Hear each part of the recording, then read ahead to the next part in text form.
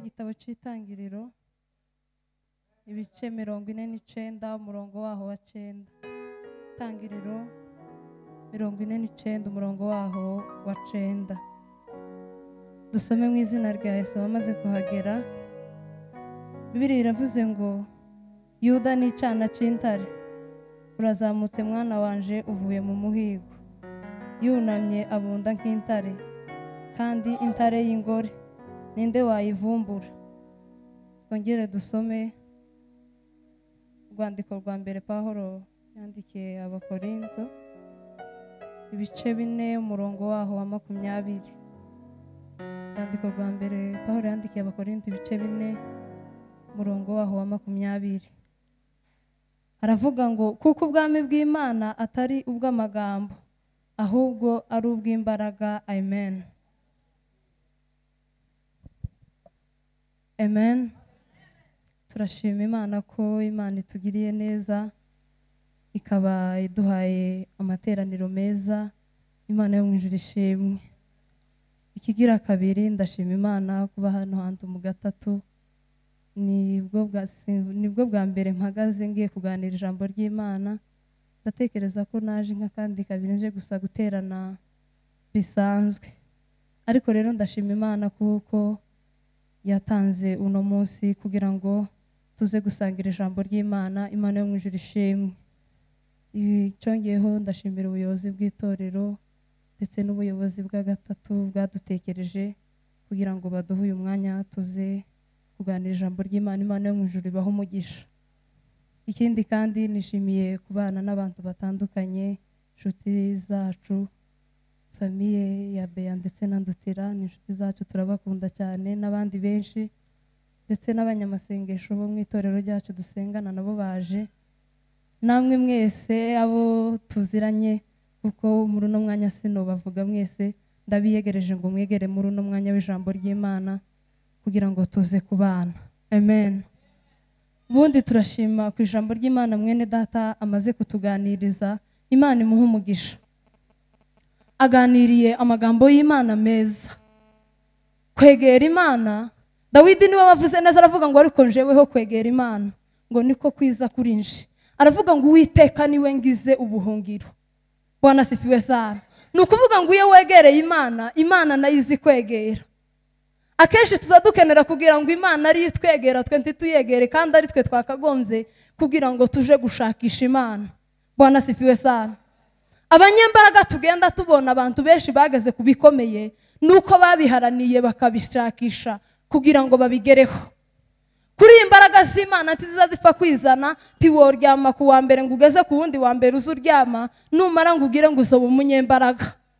Hariho abaza barara amajoro, abandi bakabyukira mu mazi, abandi bakabyuka mu gicuku, bahaye basenga kugira ngo bakire imbaraga z'Imana. Wazubana umuntu yageze kubikomeye ugakenera kumwigana kugira ngo nawe ubigereho, utazi aho yashakiye, mbese utazi inzira yaciyemo kugira ngo agere muri uwo mwanya.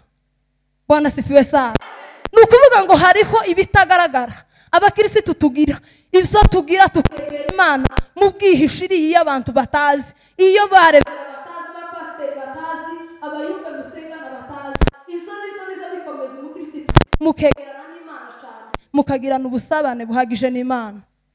Bwana sifiwe sana. Ubundi ubushuti tugirana na Yesu ni umwanya wacu dutangaho kugira ngo tubane nawe. Iyo utegera Imana cyane, iyo utamwegera cyane, nukuvuga ngo ntiwoba inshuti nayo, kubera kuko ndi mubana kenshi uhugiye mu bantu, muri inshuti nyine n'abantu. Imana imuhe umugisha. Reka ndeke gutinda muri komantere. Uyu munsi bamaze kutubwira ko tuzoganira hejuru y'ijambo ry'Imana, nagumye gutekereza amagambo y'Imana.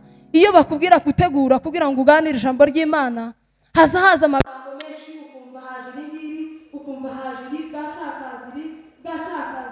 Ariko rero uyu munsi natekereje ko tuganira hejuru y'intare mu muryango wa Yuda. Bwana sifiwe sana. Intare yo mu muryango wa Yuda.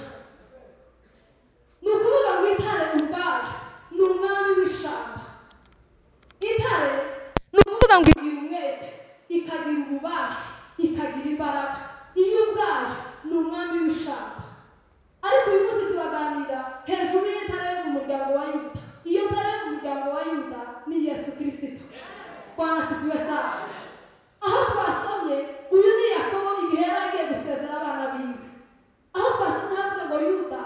n'icyana cy'intare. Ni ukuvuga ngo Yakobo igihe yari agiye gusezera abana biwe yaragiye kuri Rubeni. Bwana asifiwe sana. Agere kuri Rubeni aravuga ngo Rubeni uri imfura yanje, ngo uri n'imbaraga zanje, ngo uwo gushobora kubyara kwanje kwatangiriyeho. Aramubwira ngo inkoni y'ubutware tiyoza kuri wewe. Bwana asifiwe sana. Yamamubwira ngo tuzabana ubutware ngo kubera kuko ngo uriye indyamo ya so. Aramanuka agera hepfo kuri Simoni na Lewi arababwira ngo Simoni na Lewi muri abavandimwe. Bwana asifiwe sana. Nukuvuga ngo Simiyoni na Lewi muri abavandimwe, amavuga ngo intwaro zanyu ngo ni inkota z'urugomo. Aramanuka hepfo aravuga ngo mutima wanje we ngo ntuzabe mu nama zabo za gwiherero. Bwana asifiwe sana. Aramanuka ngo agere kuri Yuda arahishurirwa, abahishuriwe Yesu Kristo. Bwana asifiwe sana. Nukuvuga ngo Yesu Kristo niwe mwami w'ishamba. Bwana asifiwe sana. Nukuvuga ngo niwe mwami twavuze ko intare ari umwami w'ishamba, ari intare igira imbaraga, ikagira umwete, ikagira n'ububasha. Nukuvuga ngo Yesu Kristo niwe mwami tugiye kuvuga muri uno mwanya. Bwana asifiwe sana. Agere kuri Yuda yamavuga ngo Yuda ngo bene so bazagushima. Yuda ngo urazamutse mwana wanje. Bwana asifiwe sana. Aramubwira ngo ukuboko kwawe ngo tikuzava kwijosi ry'ababisha bawe.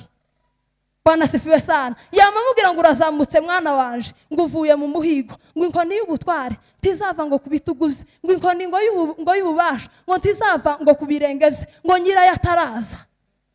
Bwana asifiwe sana. Niyo haha yavuze aravuga ngo Yuda ni cyana cy'intare. Nukuvuga ngo yarahishuriwe Yuda k'intare yo mu muryango wa Yuda.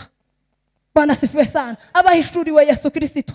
Nukuvuga ngo intare yo mu muryango wa Yuda ubwami bw'Imana buraharanirwa. Kandi intwarane zibugishamwe imbaraga. Abantu benshi kubera kudatura mu bwami nukuvuga ngo bari mu ikanisa ariko batari mu bwami. Ijambo ry'Imana zaritubwira ngo mubanze mushake ubwami bw'Imana no gukiranuka kwayo konyine, ibindi byose muzavyongererwa. Ariko abantu benshi batuye mu itorero batarashika ngo binjire mu bwami, kandi iyo utarinjira mu bwami tuza wumva ijwi ry'Imana. Bwana asifiwe sana.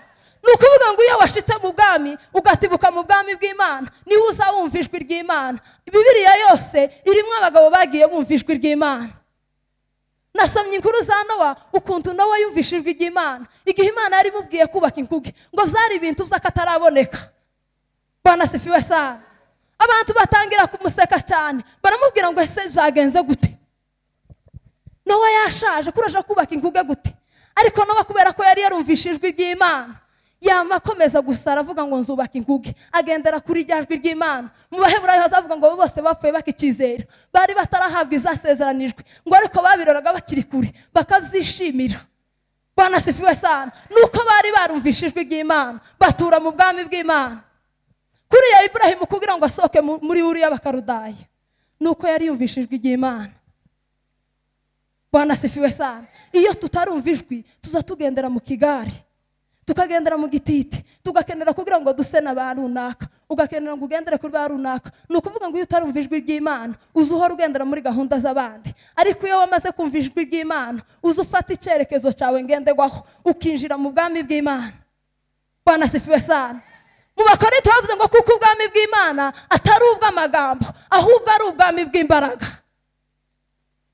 Bwana asifiwe sana. Ni ubwami bw'ububasha, ni ubwami bw'umwete, ni ubwami bw'imbaraga. Nukuvuga ngo iyo wishiye mu bwami ugatibuka mu bwami bw'Imana niho uzuba umunyembaraga. Muzakozwe n'intumwa Yesu aje gusezera abigishwa be yarababwiye ngo icakora muzahabwa imbaraga, ariko umwuka wera nabamanukira ngo icyo gihe nibwo muzaba abagabo bakumpamya i Yerusalemu yose ni Yudeya ni Samariya no kugeza ku mpera y'isi. Bwana asifiwe sana. Nukuvuga ngo ubu bwami bw'ububasha n'ubwami bw'imbaraga n'ubwami bw'umwete n'ubwami bw'isezerano Imana yasezeranije Ibrahimu igihe yari avuye gutamba Isaka. Iramubwira ngo muri uyu Isaka abazamukomokaho ngo bazaba ubwami buzatsinda ababisha babo. Bwana asifiwe sana. Nukuvuga ngo iri jambo ubwami butsinda ababisha risobanura Dawidi na Yesu Kristo, kuko ubwami bwa Dawidi n'ubwami bwa Yesu Kristo nibwo bwami bwabayeho butsinda ababisha. Bwana asifiwe sana. Imana isezerana Ibrahimu isezerano. Bibiliya zitubwira ko isezerano Imana yahaye Ibrahimu yaragiye irigira indahiro kuri Isaka, iragendisha kurikomereza muri Yakobo. Bwana asifiwe sana. Iburahimu yabyaye Isaka. Usomye ibisekuruza bya Yesu Kristo, Iburahimu yabyaye Isaka, Isaka abyara Yakobo, Yakobo abyara ino miryango 12. Amaze kubyara imiryango 12, Imana iba yiboneye umuryango. Nukuvuga ngo muri Yuda niho habonetse ubwami bw'imbaraga n'ubwami bw'ubasha. Imana iba yiboneye ubwami buzotsinda ababisha bago. Yuda aragenda Zera na Peresi kuri Tamari, biramanuka bigenda bigera kuri Esayi. Esayi abyara umwami Dawidi. Umwami Dawidi gihagiyeho niho yazanye ubwami butsinda ababisha, aribwo bwami bwa Dawidi. Nukuvuga ngo ubwami bwa Dawidi nibwo bwami bushushanya ubwami bwa Yesu Kristo, kuko ubwami bwa Dawidi nibwo bwami bwabayeho butsinda ababisha bago. Bwana sifiwe sana. Bwana sifiwe sana. Bwana sifiwe. Nukuvuga ngo aho ngaho Imana yari yiboneye umuryango. Ubwami bw'Imana buba burabonetse. Abahanuzi ngo baze babona ivy'ubwo bwami. Nebukadinezari ararota. Amaze kurota ngo abone igishushanyo, bateranya abapfumu n'abakonikoni kugira ngo baze gusobanura inzozi yarose. Baraza bose habura n'umwe ubisobanura. Ariko Daniyeli ngo ahagere asobanura icyo gishushanyo. Icyo gishushanyo ngo cyasobanuraga amamane. Ubwami bw'i Babuloni aribwo bwami bwa Nebukadinezari, n'ubwami bw'Abaperesi, n'ubwami bw'Abagiriki, n'ubwami bw'Abaroma. Bwana sifiwe sana. Aho ku ngoma y'Abaroma niho Yesu Kristo yavutsemo. Ariko ngo Daniyeli ngo abona ngo akabuye ku bwami bw'Abaroma, ku ngoma y'Abaroma ngo akabuye gato cyane, ngo karaza karamanuka, ngo karasandaraga ku isi yose. Ubwo nibwo bwami bwa Yesu bwari buje. Bwana sifiwe sana. Hanyuma rero ku ngoma y'Abaroma Yesu Kristo aravuka. Umunsi Yesu avuka, abanyabwenge ngo bagiye bakurikiye inyenyeri baje kureba aho Yesu yavutse. Ngo Herode avyumve arajuguma cyane. Nukuvuga ngo ubwami bw'Imana bwari butibutse gucya bushitse. Nukuvuga ngo nubwo Yesu yari akiri uruhinja, iyo ubwami bw'Imana bushitse buza buvyiga ubundi bwami, ubwami bwose bugahinda ubushitse.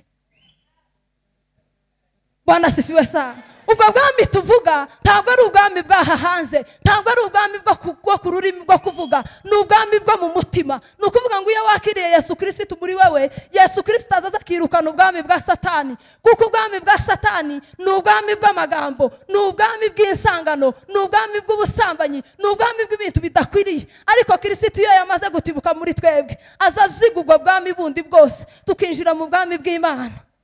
Bwana sifiwe sana. Muri Yohana azavuga ngo icyakora bamwemeye bose bakizera izina rye, abo ngo yabahaye ubushobozi bwo kwitwa abana b'Imana. Bwana sifiwe sana. Ubundi hari abantu b'Imana hakaba n'abana b'Imana. Nukuvuga ngo umwana kwasi abazi ko abafite umugabane, ariko umuntu umushitsi azarara azi ko ari umushitsi bushaka agenda. Nukuvuga ngo natwe iyo twinjiye mu bwami bw'Imana, tukinjira mu bwami bw'Imana neza, ukumva watibutse Yesu Kristo asigaye aba muri wowe, usigaye uba mu bwami bw'Imana, ukumva dufite neza ubwene bw'igihugu bw'ijuru. Bwana sifiwe sana. Tuza tugenda twumva tudafite complexe y'ikindi kintu cyose, tukumva tudafite ifunwe ryo kuvuga ko turi abakristo, kubera kuko ubwami bw'Imana bwatibutse hagati muri twebwe mu mitima yacu. Kristo yatugezemo asigaye abana natwe. Bwana sifiwe sana. Kera umwuka w'Imana yazaga ku bantu agasubirayo, kubera ko nta mpongano y'icyaha yari bwaboneke. Ariko noneho Kristo yaraje asigaye aba muri twebwe. Nukuri yatugezemo asigaye abana natwe. Wino w'Imana yera Yesu wo mutima wawe.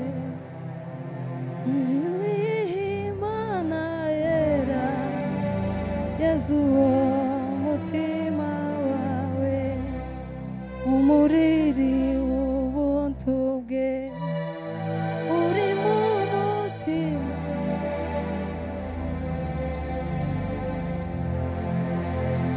Imurije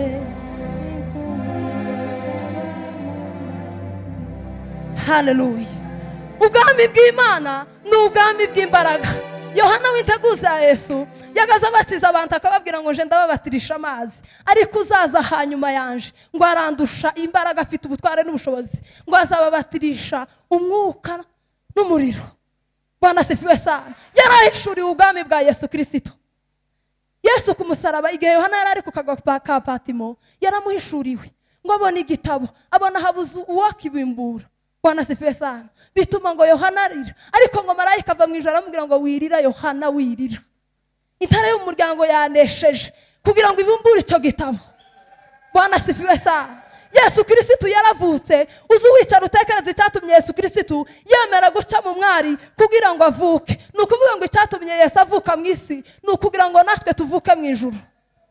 Bwana asifiwe sana. Twavutse mu ijuru kubera ko Kristo yemeye kwambara ubumuntu avuka mu isi kugira ngo natwe tuvuke mu ijuru. Uko turi abana b'ijuru kubera ko Kristo nawe yemeye kuvuka mu isi.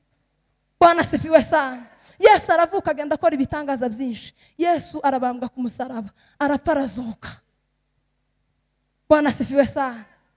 Pawulo abwira abakorinto yagaza ababwira akababwira ngo kuko nagambiriye kutagira ikindi mbamenyesha ngo nkeretse Yesu Kristo ari we Yesu Kristo wabambwe. Nukuvuga ngo amakuru tugenda tuvuga, amakuru dukwiriye kwamamaza muri iki gihe nukwamamaza intsinzi y'umwami Yesu, tukamamaza ko Kristo yapfuye akazuka. Ubu ko turakorera mu mbaraga z'umuzuko, turi abambasaderi bo guhamya Yesu Kristo kubera kuko yazutse. Bwana asifiwe sana. Muri byari bizana tunavuga ngo niwe fura yo kuzuka mu bapfuye. Muzamubwira ngo nikiza gituma hanti hariho abandi bazutse, ariko abandi bose bazutse barongeye barapfa. Yesu niwe wenyine wazutse ntazongera no gupfa, imva yiwe irarangaye. Niyo mpamvu ari we fura yo kuzuka mu bapfuye. Bwana asifiwe sana. Duhe Yesu icyubahiro cyane. Haleluya. Twongere kandi haleluya cyane. Haleluya, haleluya, haleluya. Nukuvuga ngo ubwami bw'Imana buraharanirwa. Dukwiriye gushakashaka uburyo twakwinjira mu bwami bw'Imana gutya, tugatura mu bwami bw'Imana, tukabaraganwa mu bwami bwa Yesu Kristo. Bwana asifiwe sana. Iyo wamaze kwinjira mu bwami bw'Imana nico gihuza wumva ijwi ry'Imana, ukumva kuravugana n'Imana, ukaganira n'Imana. Kuri ya Mose kugira ngo yemere kuja gukura ubwoko muri Egiputa ntatinya amaso ya Faraho, nuko yari yumva ijwi ry'Imana kandi yumva yageze gutya mu bwami bw'Imana. Yesu Kristo iyo yatugezemo tuzatugenda twumva dufite confidence, tukagenda tudatinya. Eri imbaraga yari afite imbaraga zimanura umuriro, nukubera ko ubwami bw'Imana bwari bwaratibutse muri we, akumva afite confidence yo guhagarika akavuga ngo imvura nihagarare. Bwana asifiwe sana. Bwana asifiwe. Ariko ikibabaje giteye ubwoba muri iki gihe turi mu gukorera Imana, ariko tukayikorera tuhaye dushidikanya, tukayikorera tutahaye twemera, titwemezanye n'ibyo tuhaye dukora. Birababaje, biteye ubwoba. Bwana asifiwe sana. Abantu bakaza mu ikanisa bataje kumva ijambo ry'Imana, akaza azanywe n'ibindi, nico gihuza usanga umuntu agiye ahugiye mu byiwe. Wabaza n'umuntu ngo ese babwirije iki, ugasanga atobasha kugisobanura. Cyangwa se ugahura n'umuntu ukamutungura ukamubaza iby'inyizerere yiwe, ukamubwira ngo wizeye iki, ntabashe kubisobanura kubera kuko tutarinjira neza ngo dutibuke mu bwami bw'Imana. Ariko iyo wamaze gutibuka mu bwami bw'Imana, ubuzima bwacu buza bwumva Imana, tugakorana n'Imana, tukagendana n'Imana, mbese tukabana na Yesu iminsi yose, kuko Yesu Kristo Bwana asifiwe sana niwe mwami w'abami. Ubwami bwiwe nibwo bwami bw'imbaraga. Nukuvuga ngo ubwami bwa Yesu iyo bwinjiye muri twebwe buzabwirukana ubwami bwa Satani, ubwami bwa Satani bugahunga. Bwana asifiwe sana. Iyo twakiriye ubwami bw'Imana muri twebwe, nukuvuga ngo ubwami bw'Imana iyo bwaje muri twe, tuzatuba batsinzi, tugahora dusenga, tuzatuba abanyembaraga. Impamvu abantu benshi batakigira imbaraga z'Imana, uri bukugenda ukumva waranabutse, mukaza mwumva mutagifite ibihe byiza byo gusenga, nuko mutarinjira mu bwami bw'Imana. Nukuvuga ngo abantu iyo wavanze tushuhe tukonje taho zo kugeza. Bwana asifiwe sana. Tacho wogeraho, ariko mureke duhitemo neza. Uza wamuvuga ngo nimbura umukristo tumaramaze gukurikira Yesu. Samweli ngo Yerusalemu yose idani ngo ukageze i Berisheba, bari baramenye ko yarundukiye mu buhanuzi bw'Uwiteka, kubera kuko yari yarahisemo. Mureke duhitemo inzira nziza, inzira ya Yesu Kristo, ariyo tuyoboka. Kristo ari we dushira imbere mu buzima bwacu bwose bwa buri munsi, mbese tube mu buzima bwo kumva Imana. Iyo wumvishe ijwi ry'Imana, nukuvuga ngo ijwi ry'Imana riza rikangura ibintu byari bisinziriye. Ijwi ry'Imana riza rikorana n'umuntu usinziriye. Bwana asifiwe sana. Mba Efeso azavuga ngo usinziriye we kanguka uzuke Kristo abona uko akumurikira. Ni ukuvuga ngo Yesu Kristo taza akorana n'abantu basinziriye, aza akorana n'abantu bari maso. Iyo uri maso uhawe usenga niho Yesu Kristo azaza agakorana nawe, ariko mu gihe usinziriye Yesu Kristo ntashobora gukorana nawe kubera ko urasinziriye. Bwana asifiwe sana. Bwana asifiwe. Mureke dushakashake uburyo twakwinjira mu bwami bw'Imana, kandi kwinjira mu bwami bw'Imana ni ukumaramaza tukamenya ko Yesu Kristo ari we mwami wacu. Ubwami bwari bwo bwami bw'imbaraga, ubwami bwari bwo bwami bw'ububasha, tukumva ijwi ry'Imana. Ni ukuvuga ngo nawe bari ko bamuseka, abantu bakaza bakamubwira ati ahangaha kuwahubatse gute, zagenze gute, ariko yubaka inguge imyaka 120 ntiyacika intege. Kubera kuko ngo iyo nkuge kari agakiza, ni agakiza yari ategereje, kandi ako gakiza ngo kari Yesu Kristo. Niyo ntiyacika intege agera ku masezerano. Iyo twabaye mu bwami bw'Imana biza bituma twinjira mu masezerano yacu, kandi tukayinjiramo bitatugoye, bitworoheye cyane, kubera kuko ubwami bw'Imana ari bwo twashize imbere. Mureke twikoreze Uwiteka urugendo rwacu rwose. Bwana asifiwe sana. Zaburi yavuze neza aravuga ngo ikoreze Uwiteka urugendo rwawe rwose, aba ari we wiringira, nawe ngo azaguha ibyo umutima wawe ushaka byose.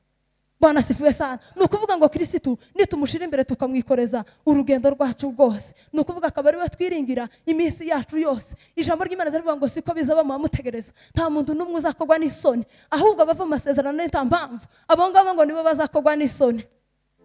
Bwana asifiwe. Ni ukuvuga ngo abanyabyaha nibo bazabakogwa n'isoni. Icyaha nicyo gikojeje isoni. Abaje gusambana nta muntu wosambanira ahagaragara, nta muntu uza wiba ahagaragara. Uje gukora icyaha wese aza gikorera hihishe, kubera kuko icyaha gikojeje isoni. Bwana asifiwe sana. Ariko gukora neza kose tuzatubikora twumva dufite ifyeri, twumva tunezerewe Imana yacu, kubera kuko ntibikojeje isoni. Iyo turi mu masezerano y'Imana tibiza bidukoze isoni. Bwana asifiwe sana. Mubara maze avuga ngo ubutumwa bwiza ntibukoze isoni, n'imbaraga y'Imana ihesha uwizera wese gukizwa, ngo uhereye ku Muyuda ukageza ku Mugiriki, ngo kuko muri bwo nimwo gukiranuka kwayo guturuka. Ni ukuvuga ngo iyo duhagaze muri Yesu Kristo ntituzadukogwa n'isoni. Ubutumwa bwiza ni amakuru meza. Icyo dukwiriye kubwira abantu muri iki gihe ni ukubabwira amakuru ya Yesu Kristo yo gupfa no kuzuka. Bwana asifiwe sana. Bwana asifiwe.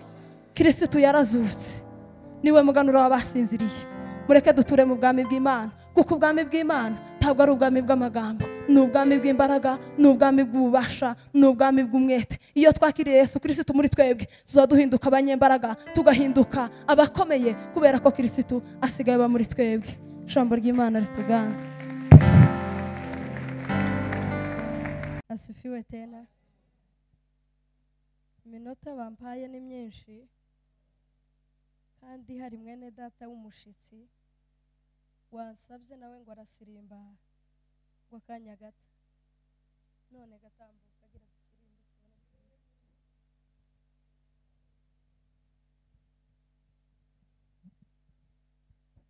Bwana asifiwe. Muze gato duhudumiye gato, tuzamuri Imana cyubahiro. Haleluya. Eka dusabe nanone Beya, turi kumwe mu ivugabutumwa hano, nazega nawe akore hariya ga, ni timu imwe yaje hano, nabashitsi hari shari.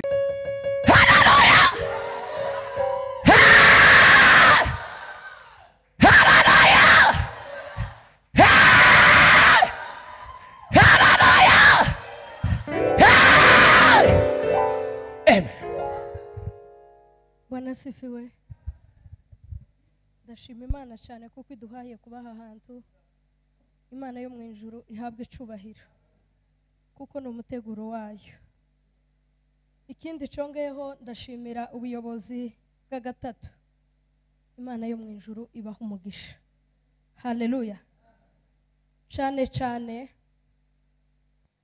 ndashimira ubuyobozi bw'itorero. Imana yo mu ijuru idakiranirwa ibaha umugisha.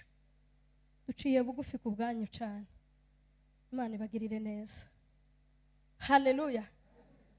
Niyegereje famiye Beya na mwene data Ndutira. Imana yo mu ijuru ibaha umugisha. Beya sinzi ukuntu agize, ni nk'aho ahishuriwe. Ni ukuri Imana iguha umugisha. tugiye gusangira ijambo ry'Imana, ndabiyegereje kugira ngo dusangire ijambo ry'Imana.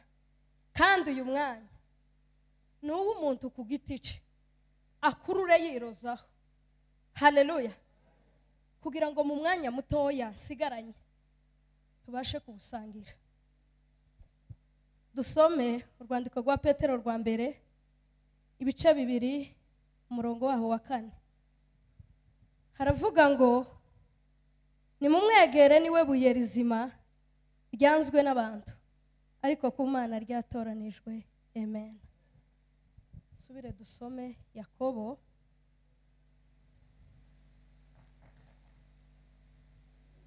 Yakobo 4 ku murongo waho wa 7. Haravuga ngo nuko rero mugandukira Imana ariko murwanye Satani nawe azabahunga. Mwegera Imana nayo izabegera. Amen. Haleluya. Duweze cyubahiro. Haleluya. Uyu munsi numvishije igitaramo kandi turatarama. Bwana sifiwe sana. Kandi buri muntu wese nukuri imbaraga z'Imana zimugereho abashe kunezerwa, kuko kuza guterana titunezerwe ninko kwirigwa na matiriyo ku mutwe tibagira ico bakubaza. Imana tubabarire cyane.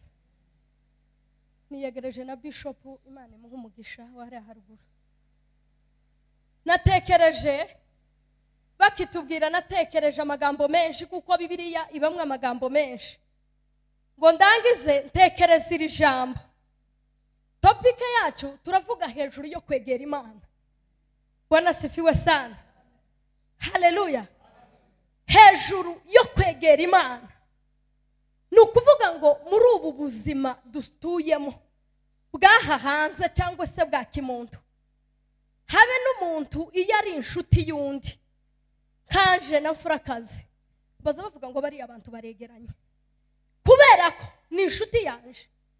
Kandi iyo umuntu mwegeranye muzamuganira, buriya umuntu ubonye bwa mbere tiwo kwa mumwimariramo ngo mwama muganira amagambo menshi arenze, ahubwo bakwitana akayayo cyangwa se nico gihuza wumva bavuga ngo uriya muntu azavuga menshi kubera ko mwaganiriye n'umuntu mutegeranye.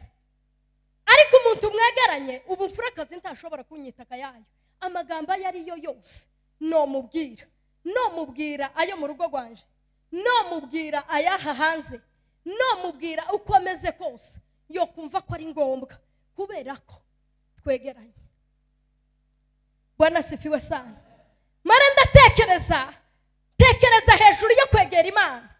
Ubundi abantu bunyine twaburiye Imana umwanya. Ubunyine abantu baburiye Imana umwanya. Habe natwe ubwacu twenyine turi mu gusana kujya kwa bawiburiye. Mwaza muhura n'umuntu kutansura beya ngo yewe unabaye bisi kubera kubura umwanya nawe yarawiburiye. Kandi ugasanga kubura umwanya ntawe ubuza ahugiye mu bintu by'Imana. Oyaye ahugiye mu bintu byaha hanze niho twese duhugiye. Ikituma tutegera Imana duhugiye mu bintu byaha hanze. Imana tubabarire cyane. Ubundi natekereje kwegera Imana, kandi ijambo ry'Imana rizarivuga ngo ni wegera Imana nayo izakwegera. Ubundi Imana ntizipfa, yashize inzira zibiri ngo wihitiremo. Nukuvuga ngo iyo utihitiyemo, iyo wihitiyemo izikureka, kuko yaduhaye amahitamo. Nukuvuga ngo iyo wihitiyemo izikureka ukajana nayo. Imana ntiziza, ubundi Imana habe no mu mutima ntiziza ngo isangemo icyaha, ntibiza byicarana. Nukuvuga ngo iyo winjije icyaha Imana iza yamisohoka ikigendera. Weze cyubahiro. Haleluya. Maratekereza kwegera Imana. Bwana sifiwe sana. Haleluya. Iri jambo ni Petero wari ko kwandikira abayuda bene wabo, kuko ngo bari baraguye bava mu byizegwa, ariko ngo bamare kugwa tibava mu itorero kugira ngo bazoza babona abandi basohora. Arabandikira arababwira ngo ni mumwegere. Bwana asifiwe sana. Niwe buye ryanzwe n'abantu, ngo ariko ku Mana ryaratoranijwe.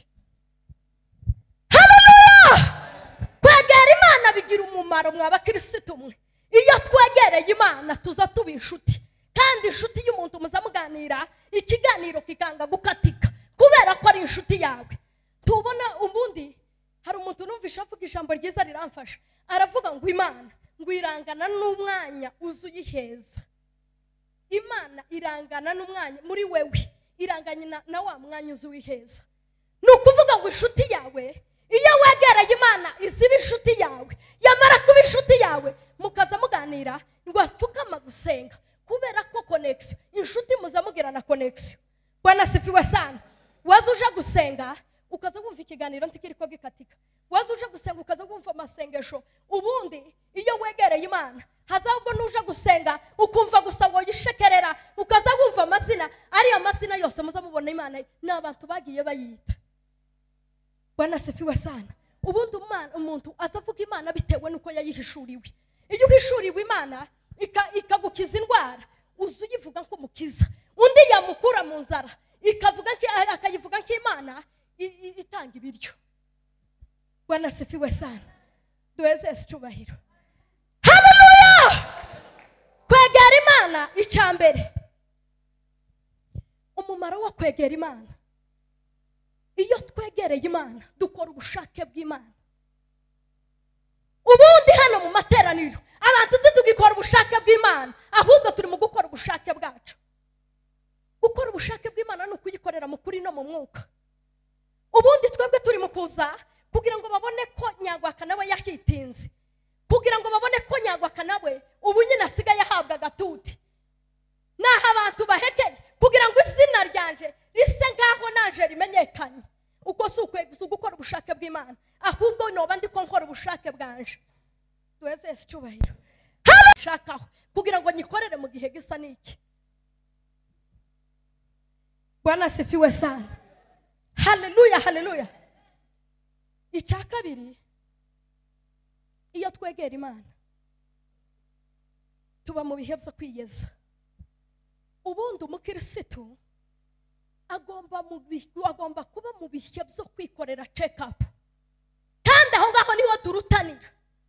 Buriya twese turi hano mu isi, turi muri umoja, ko turayigenderamwo twese, twambara kimwe twese, tugasangira ibintu bimwe twese, ariko aho dutaniye twebwe abakirisitu ni ukwikorera check up.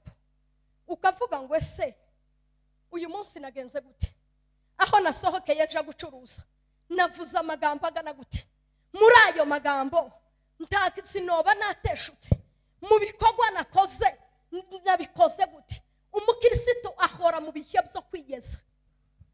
Duheze icyubahiro. Haleluya! Kandi cyabaye ikibazo, hari ijambo numvishije umuntu yavuze, aravuga ngo integeke za nyuma zibaho, ngo ni integeke ngo nubona usigaye aho kunanirwa kwikontorora ngo ugatangira gukontorora kerema, ngo nizo ntegeke za nyuma zibaho. Uba wagiye mu ntegeke za nyuma, ariko umukirisitu aza yireba wenyine akavuga ngo ese nimigute pagaze gute.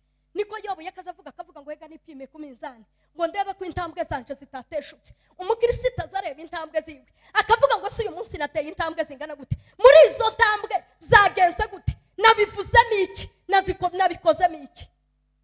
Duheze icyubahiro. Haleluya! Umuririmbyi witwa Daniela yararirimbye aravuga ngo amaraso ya Yesu ngo tazigera ashira imbaraga. Ni ukuvuga ngo amaraso ya Yesu niyo azatwoza tukabasha kandi gusa neza.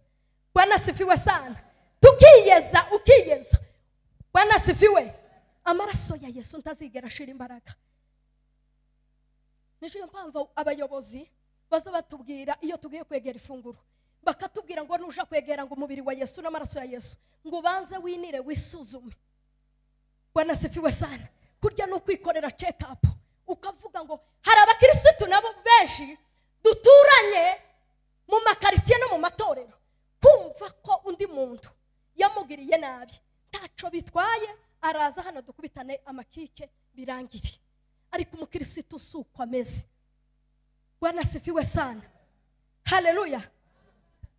Imana yabwiye Mose igihe yari yaramutumye kuja gukura ubwoko bw'Imana muri Egiputa, iramubwira ngo genda ubwire Farawo, umubwire ngo narekura ubwoko bwanje buje kunkorera. Mose aragenda bibwira Farawo, kubera ko ibyago byari byamaze kuba byinshi. Farawo asa n'umuntu umaze kugiye nko kudohoka, ariko yagira ngo adohoke, aramubwira ngo genda, nimugenda ariko ntimuje kure. Muzi icyo iryo jambo risobanura, mugenda ariko ntimuje kure. Niko abakirisitu b'iki gihe bameze. Bagiye Satani yaratubwiye ngo tugende ariko ntituje kure. Ubundi umukirisitu iyo yakijijwe azaja kure y'icyaha, akirinda icyaha, akirinda ubusambanyi, akirinda urugomo, akirinda ishari, akirinda no kuvuga undi muntu nabi. Yanamuvuga ukavuga uyumva ko wamugaye, ukavuga ngo mbabarira. Nibwo buzima abakirisitu tugomba kubamo. Duheze icyubahiro. Haleluya! Farawo yamubwira ngo nibagenda ariko ntibaje kure. Niko kubabwira ngo mugende mube mu idini, mube mu itorero, musirimbe, ariko gusirimba kwanyu ntikukababuze gukora icyaha. Hari abakirisitu bari mu gusirimba, ariko gusirimba kugatuma atoreka gukora icyaha. Ni nka kurya nabigereranyije nka kujya k'umuntu utuye ku mupaka. Ubundi umuntu utuye ku mupaka, icyambere abantu batuye ku mupaka baza bagira indimi zibiri. Ni ukuvuga ngo indimi zibiri ndutiri warabizi twatuye Cyangugu, twakoreshaga Igiswahili n'Ikinyarwanda. Abakirisitu rero batagiye ngo binjire neza, baza bakoresha indimi zibiri, bagira oya na yego mu kanwa kabo, ariko umukirisitu aza akoresha ururimi rumwe. Haleluya! Ururimi ruva mu Imana, rusohokamwe amagambo y'Imana, ntirwongere kugambanira undi muntu, ngo gwicare rugambanira undi muntu. Abakirisitu rero bari mu gusana kujya ko abantu batuye kuri frontiere. Kuri frontiere abantu baza bakoresha indimi zose. Mane tubabarire cyane. Icya kabiri cy'abantu baba ku mupaka, abantu batuye ku mupaka za Gisenyi na za Cyangugu baza bahahirana. Goma na Cyangugu, Goma na Gisenyi baza bahahirana. Abo ku Gisenyi bakaza barya ibivuye kuri Goma, aba kuri Goma nabo bakarya ibivuye ku Gisenyi. Ni ukuvuga ngo abakirisitu batakijijwe neza baza basa n'abantu batuye ku mupaka, bakaza bahahirana na Satani. Duheze icyubahiro. Haleluya! Ni ukuvuga ngo umukirisitu utaramenye Imana aracyagira connection na Satani, akayira ntikarasi bangana. Ariko uyu muntu yamaze kumenya Imana, akayira ko guhahirana na Satani uza ugafunguka akabroka, ukavuga ngo intege nke zari zarangoye z'ubusambanyi, guhera uyu munsi kubera namenye imbaraga z'Imana aka kayira ndagafunze. Ariko abakirisitu baracyahahirana. Imana itubabarire cyane. Icya gatatu cy'abantu batuye ku mupaka baza bambutsa za fraude. Hari abakirisitu, ejo bundi nabwiye mwene data, ndamubwira ngo ese nimba tuza dutinya kuza mu ikanisa, dusa nabi, tudafite ibitsira, dufite abana, cyangwa se kujya tuza dusa muri quartier, tukavuga ngo kubera ko ngiye mu ikanisa ngomba kwambara neza nkagenda asa neza. Ni gute tuza tujana ubucafu mu ikanisa kandi ubucafu bwo mu mitima? Tuweze icyubahiro. Haleluya! Bwana sifiwe. Ni gute umuntu azatinya kujana ubucafu busanzwe mu ikanisa? Abantu babinjije za fraude.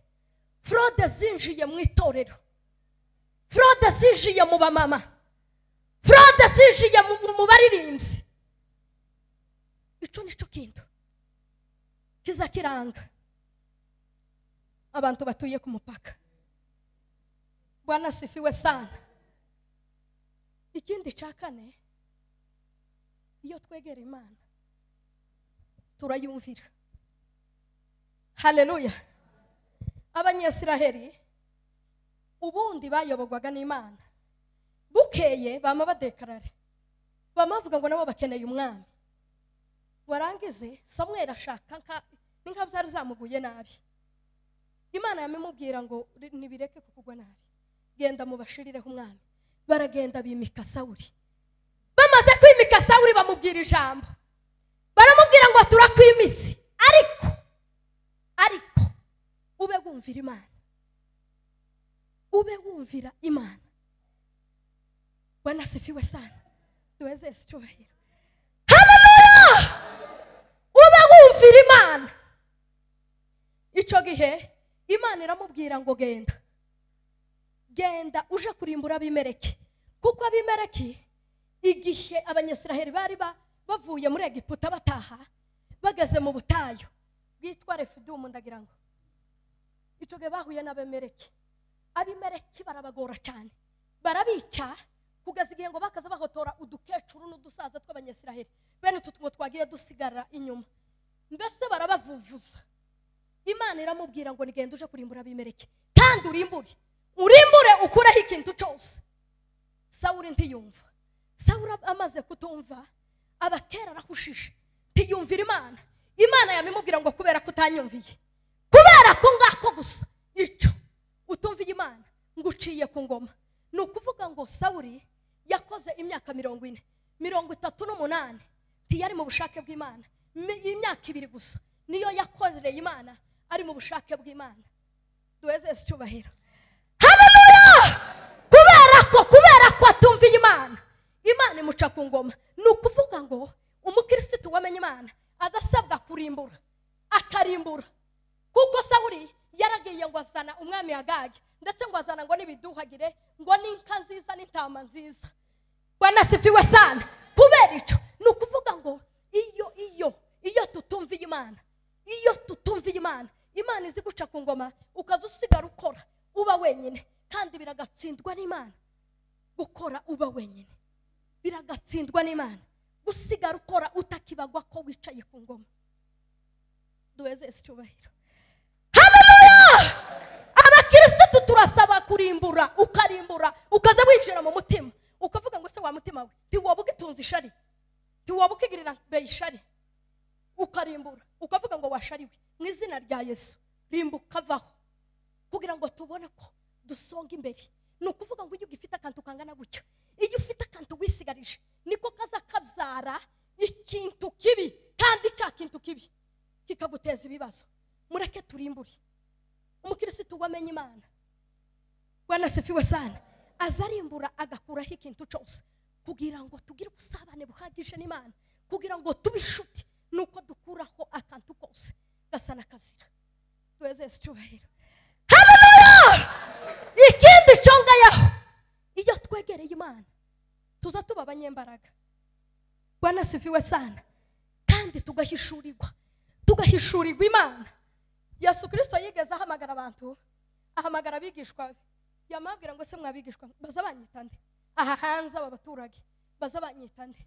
Bamwe bakamashira ukuboko hejuru, bamwe azakwita Eliya, abandi atoyaye uri Yohana umubatiza, abandi atoyaye uri Yeremiya, abandi atoya uri umwe mu bahanuzi. Bwana asifiwe sana. Ariko Petero arahishurirwa kubera ko yari yaregereye Imana. Haleluya!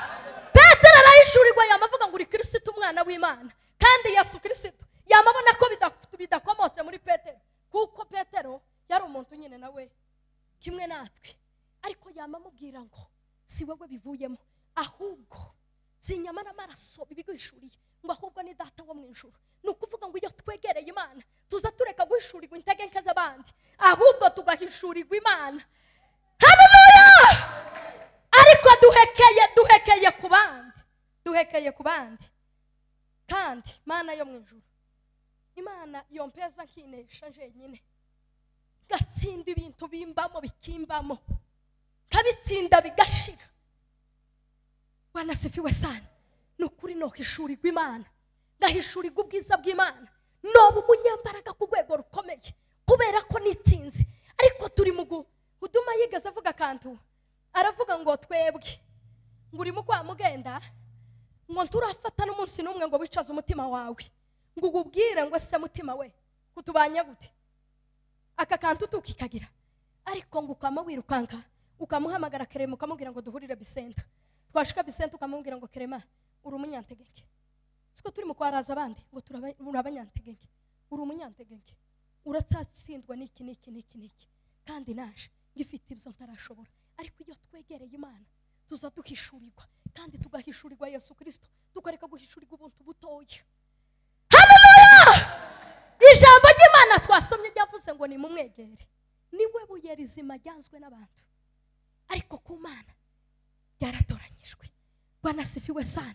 Haleluya, haleluya. Muri Petero naho havuze ngo niwegera Imana nayo izakwegera, ngo nurwanya Satani izaguhunga. Ni ukuvuga ngo ubu nyine twagize confusion, turi mu kuja kurwanya Satani tutaregera Imana. Ubundi Satani nawe ntabwo gakuriya yorosha, oyaye afite igice kinini yigaruriye, tituyihaye imbaraga ntitunayipromotinzo yaye yaratsinzwe. Ariko tugomba kurwanya Satani ariko twegereye Imana. Ni ukuvuga ngo iyo twegereye Imana tuza tubasha kunesha isi n'umubiri ndetse na Satani, kuko nibyo duhanganye hano mu isi. Ariko ibyo ngibyo ntiwobyishoboza kiri umukobwa w'abagorora gusa, ntibizokunda. Bwana asifiwe sana. Haleluya. Ibyo tuza tubishobozwa iyo twegereye Imana. Twamara kwegera Imana ikaduheza kurwanya Satani, kandi twamara kurwanya Satani tukayitsinda. Nigeze mbona umuntu umwe ubushize yantuye akantu, yamambwira kandi nawe amasengesho ni nkayanje. Yamambwira ngo ngiwe ngo abantu bo muri famiye ngo bari mu kumugwanya, ngo kandi ngo nzokwamangana ngo namamwicaza ngo namambimubwira.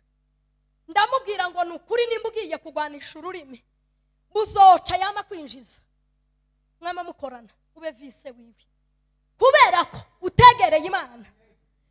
Haleluya. Ndamubwira ngo nimba ukeneye kugwana kutaka ikindi ugende wegera Imana. Numara kwegera Imana umwereke Imana, naho nuja kugwanisha akanwa kangaka ibintu ntibizoroha. Mureke twegera Imana kugira ngo tubashe gutsinda iyi si, kuko iyi si iratugoye, irimwe bidushukashuka byinshi. Niko bigize yararirimbye aravuga ngo isi yeze indabo ninshi, ngo kandi zirimo kuduhamagara ngo tugende dusorome. Icatuma tutazisoromaho nuko twegera Yesu Kristo gusa. Tutamwegereye nta kindi kintu cyo gudushoboza. Ijambo ry'Imana. Bene data bavuye kabere baze tusirimbe iminota mike tubone gukomereza.